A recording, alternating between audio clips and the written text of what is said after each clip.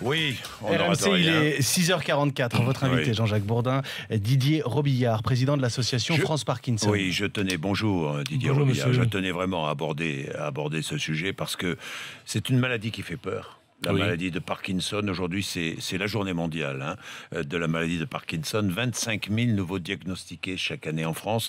Vous êtes président de l'association France Parkinson. L'âge du diagnostic, 58 ans. Oui. Ce n'est donc pas une maladie de personnes très âgées. Non, on a souvent tendance à considérer que c'est une maladie de la personne âgée et naturellement que c'est une maladie qui intervient après l'arrivée du grand âge. Mais en fait, la moyenne est de 58 ans, effectivement, et donc avec des cas de personnes qui sont en activité professionnelle, qui sont touchées par la maladie, des jeunes de 40, voire de 30 ans qui sont touchés par la maladie. Oui. Donc il convient de revoir un peu l'image que l'on se fait de la maladie parce qu'elle touche toutes les couches de la population. Oui, c'est vous-même. Vous avez été diagnostiqué à l'âge de 45 ans. Oui, absolument. Oui. À l'âge de 45 ans. Quel premier symptôme a-t-on ? Alors, tout dépend des personnes. Enfin, on dit qu'il y a autant de maladies qu'il y a de malades. Oui.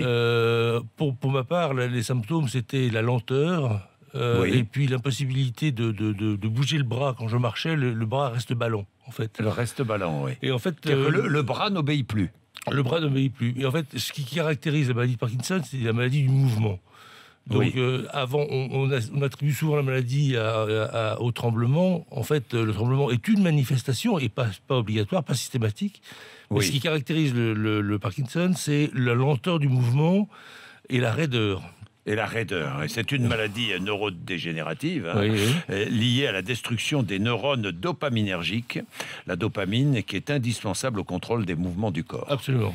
C'est une déficience de dopamine, en quelque sorte. C'est un manque de dopamine qui fait que les mouvements ne se font plus naturellement, les neurotransmetteurs ne fonctionnent plus. Alors, 25 000 nouveaux diagnostiqués chaque année en France. Et cette année, France Parkinson, votre association, insiste sur l'exclusion sociale engendrée par la maladie. Dans une enquête conduite par votre association, on remarque que 77% des malades disent devoir limiter leurs activités extérieures. 22% estiment que la maladie fragilise leurs relations avec leurs conjoints. 21% estiment que la maladie les éloigne de leurs amis. 37% estiment qu'ils sont un fardeau pour leur entourage. 78% estiment qu'ils sont perçus en état d'ébriété ou en état de drogué. C'est vrai que le regard des autres sur quelqu'un qui souffre de la maladie Parkinson est parfois terrible. Oui, mais bien sûr. Rude.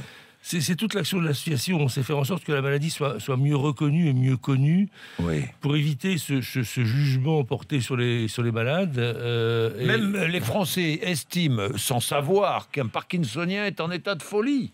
64% des Français, alors que ça n'a rien à voir. Ah non, bien sûr, les troubles cognitifs ne sont absolument pas touchés par la maladie de Parkinson, mais c'est une image qui traîne, et vous citiez le cas des personnes qui ont le sentiment d'être pris pour un alcoolique. C'est quand la marche dysfonctionne, quand l'équilibre n'est pas là, effectivement, il y a une attitude qui laisse entendre que la personne n'a pas un comportement normal.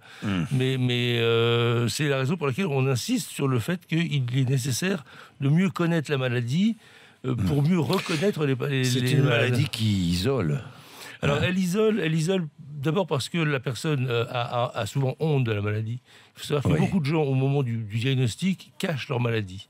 Alors, ces personnes le cachent pour de bonnes raisons quand elles sont en activité professionnelle. Bien sûr. Parce qu'elles craignent d'être mises à l'écart, ce qui est le cas dans bien des cas. Mais elle isole aussi parce qu'elle donne un comportement qui n'est pas naturel chez le patient, et donc la personne a tendance à se cacher, à ne pas assumer sa maladie. Alors malheureusement, c'est une maladie qui ne se soigne pas. On essaie simplement d'en atténuer les effets. Oui, absolument. On ne guérit pas du Parkinson aujourd'hui, même si on espère que la recherche trouvera la solution à terme. Bien sûr. Mais il y a différentes natures de traitements. Les traitements médicamenteux, en fait, par la L-Dopa, qui est un substitut de la dopamine qui vient dans le cerveau compenser la dopamine absente. Et puis, il y a les traitements chirurgicaux, mais qui ne concernent que 10% de la population des personnes atteintes par la maladie. Et ces traitements chirurgicaux dont j'ai bénéficié consistent à l'implantation d'électrodes dans le cerveau qui diffusent un flux, un courant électrique qui compense, lui, l'absence de dopamine. Donc, électrode dans le cerveau. Oui. Hein. Vous-même, vous avez bénéficié de cette Moi-même, j'ai été neurostimulé. Vous avez été neurostimulé. Voilà, il y a 5 ans maintenant. Oui. Et ça m'a particulièrement sauvé en ce qui me concerne, parce que j'étais plein de mouvements désordonnés. Désordonnés, oui. Plein de dyskinésie. Enfin bon, j'étais pas bien du tout, j'avais du mal à marcher. Oui. Et aujourd'hui, j'ai récupéré grâce à l'opération. Est-ce qu'on peut faire du sport quand on a la maladie? Alors, c'est même très conseillé de faire du sport. Très conseillé. On dit même que l'activité physique intense est conseillée. Oui. Alors, effectivement, en fonction de l'évolution de la maladie. Évidemment. Mais plus on fait du sport tôt, mieux c'est. Bien. Didier Robillard, merci beaucoup et j'attends vos témoignages. Hein. Vous souffrez de cette maladie et ça vous isole socialement. Dites-nous 3216rmc.fr. Est-ce qu'il y a un site internet pour aller voir? Alors, bien sûr, franceparkinson.fr, oui. Le site internet qui va vous permettre de vous renseigner sur toutes les manifestations qui ont lieu pendant tout le mois d'avril dans le cadre de la Journée mondiale. Bon. Et puis qui vous permettra, si vous le souhaitez, de nous soutenir pour la recherche. Merci beaucoup. Hein. Merci à vous. Merci.